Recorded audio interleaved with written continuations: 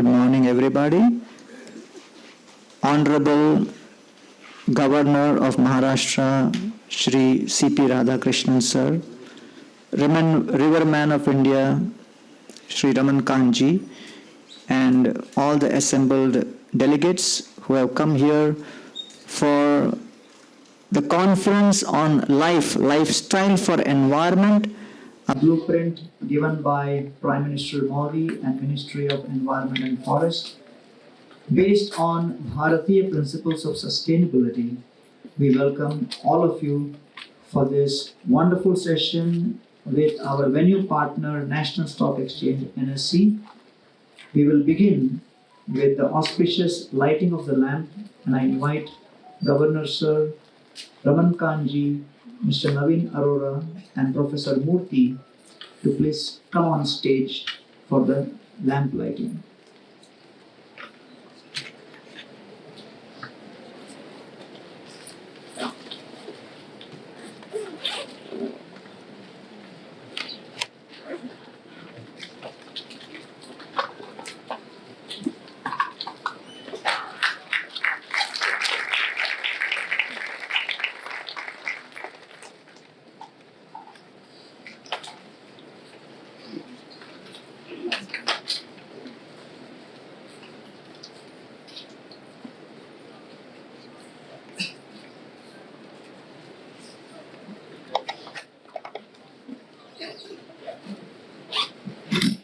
Thank you very much.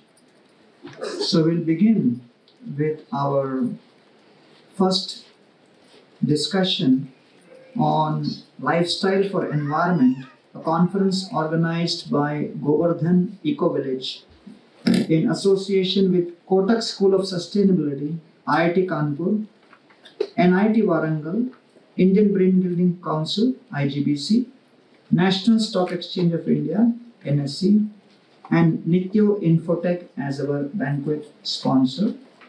We have an august lineup of speakers who are not only subject matter experts but also torch bearers of sustainability in India and across the globe. Let us put our hands together and join me in welcoming our dignitaries on stage, His Excellency Governor of Maharashtra, Shri C.P. Radhakrishnan Sir,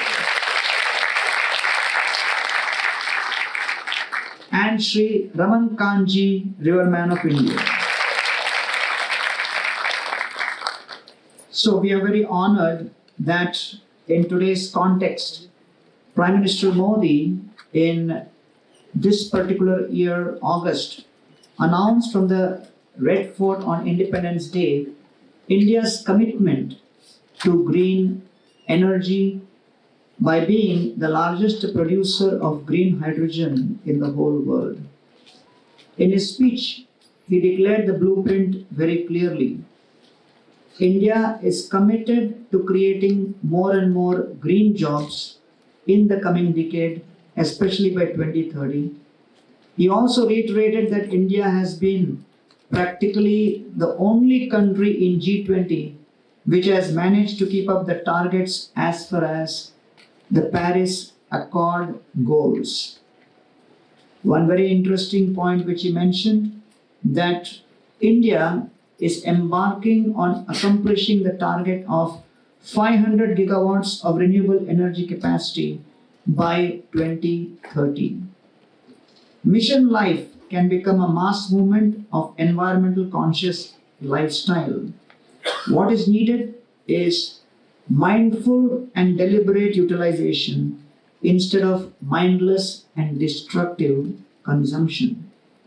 Therefore, life or lifestyle for environment is a public movement to mobilize individuals to become pro-planet and people. When we speak of Bharatiya lifestyle, we refer to the famous verse from the Ishopanishad, Om Purnamada Purnamidam Purnat Purnamudachyate Purnasya Purnamadaya Purnam Evavashishyate. Everything is perfect and complete, and the synergy between every element in nature is all connected if we see the large picture. The three phases of mission life begins with first, at the individual level, making conscious decisions to change our intention from mindless exploitation to selfless service.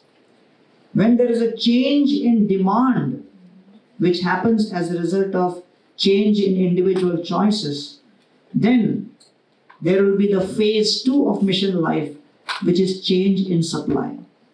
When the industry, the corporates, they see that the demands are changing of the consumers.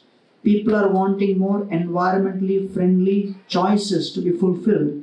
Naturally, industry will respond and changes will happen accordingly.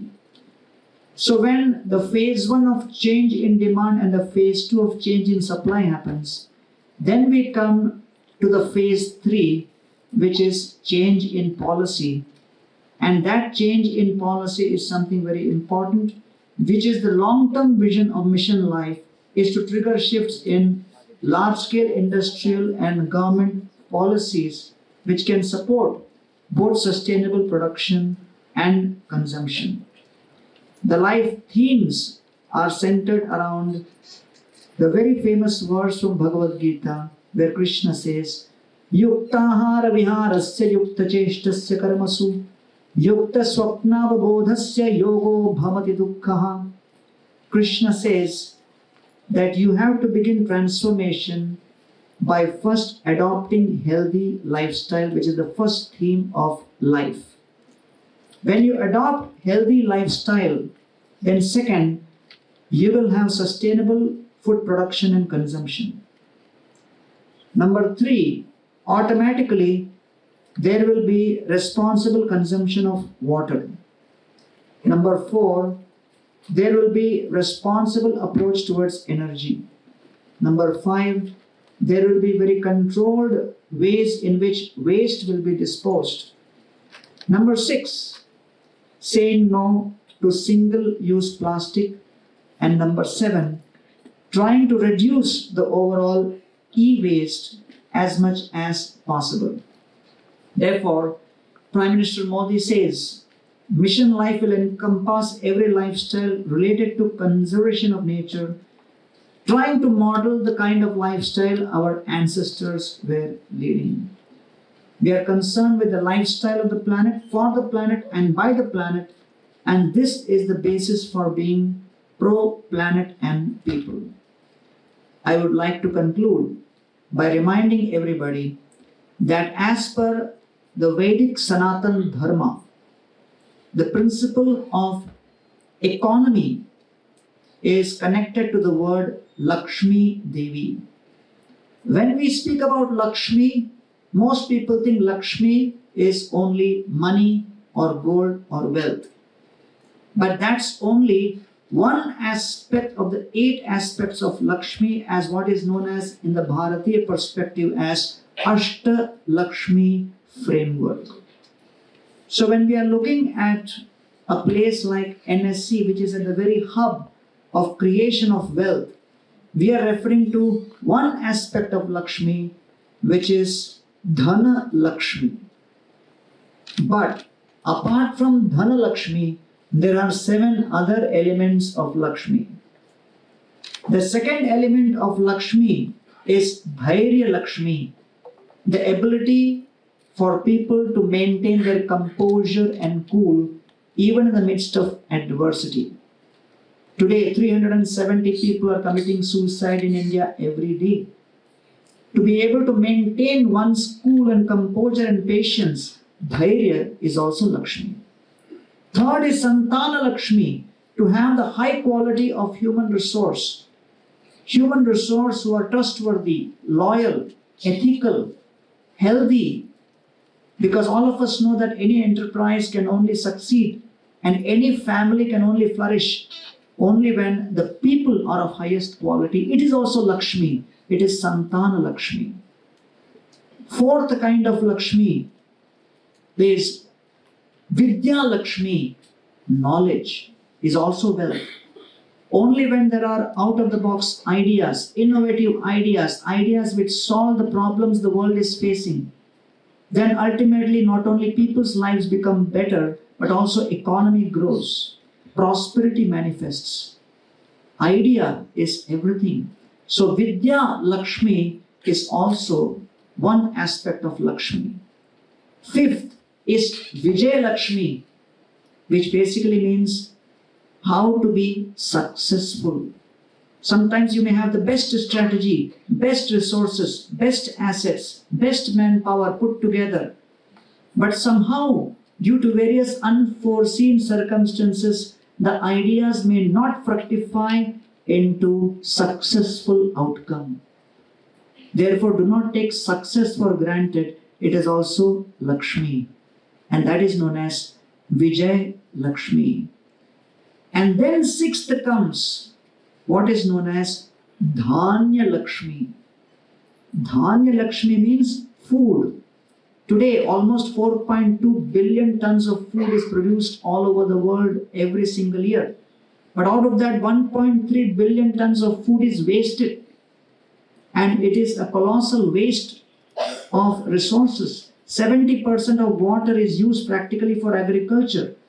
But if a large percent of that is wasted, it's a huge waste of resources. So let us not take food for granted.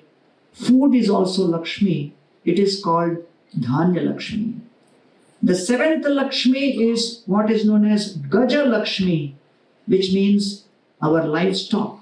In 1947, when we became independent, our population was in the range of 25 to 30 crores, human population.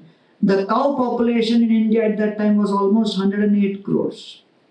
Today, the human population has grown to 140 crores and the cow population has come down to almost 10 crores.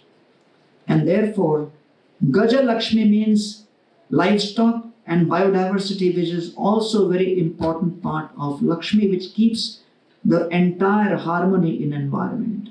And the eighth and the last Lakshmi, about which we have come here to discuss, is known as Adi Lakshmi. Adi Lakshmi refers to environment, nature, water resources, all other kinds of things which come out of Bhumi Devi. So Krishna says in Bhagavad Gita, Bhumir apo analo vayu kham mano buddhire vacha ahankara iti yamme bhinna prakritir ashtada. Earth, water, fire, air, ether, mind, intelligence and ego. These are the 8 elements which are my energies. Therefore, we are here gathered at the NSE in the august presence of Honorable His Excellency Shri C.P. Radhakrishnan Sir, our Governor, to discuss the Bharatiya perspectives on sustainability. And the Bharatiya perspectives of sustainability is so balanced that Lakshmi or wealth or prosperity is not measured in terms of only GDP, only money, only gold, but also in terms of the holistic 7 other elements as we just discussed. And here we are trying to focus on Adi Lakshmi, on preserving, conserving and growing the resources in the environment so that not only there is prosperity at the economic level, but there is also the planet being protected and the people are conserved, and overall we experience global peace. Thank you all very much. Hare Krishna. At this stage, I would like to share briefly about a background of our Honorable Governor Sir, Shri C.P. Radhakrishnan Ji. As all of you are aware that Shri C.P. Radhakrishnan Ji is the present Governor of Maharashtra. He is the former Governor of Jharkhand, Telangana and Lieutenant Governor of Puducherry. Shri C.P. Radhakrishnan Ji hails from an agriculturist family in Tamil Nadu, but he has deep insights in the textile business. At one point of time, he was the largest exporter of garments to Bangladesh. He has been the chairman of All India Coir Board, chairman of Parliamentary Committee on Textiles, member of Parliamentary Committee for PSUs, and member of Consultative Committee on Finance. He has been in public life as a member of RSS, Jana Sangha and the BJP. He holds the distinction of being the first BJP MP from Tamil Nadu and was elected to Lok Sabha twice.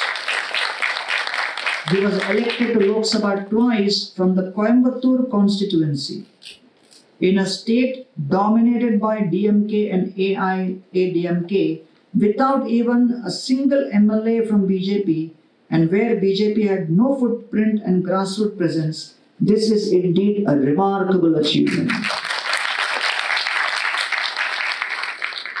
Shri C.P. Radhakrishnan Ji is a man of grassroots connect.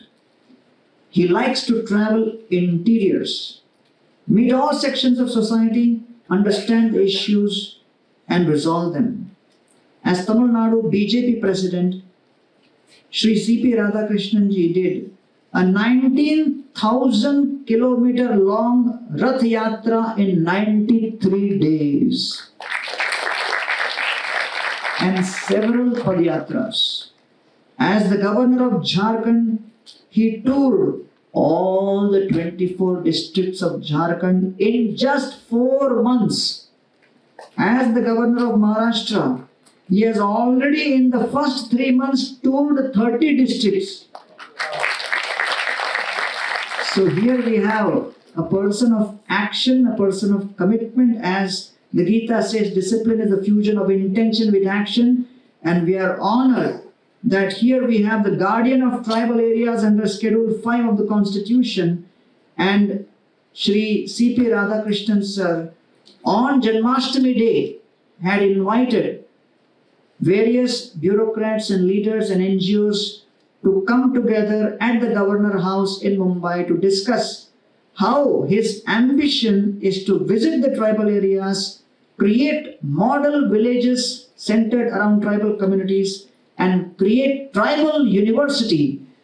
And we are so honored that in such a hectic, intense political scenario in Maharashtra, Sir has still found out the time to come amongst all of us and share his wisdom on the Bharatiya perspectives of lifestyle for environment. On behalf of all the assembled guests, let us all give a standing ovation and welcome to His Excellency Shri C.P. Radhakrishnan Sir to give the keynote address as the chief guest.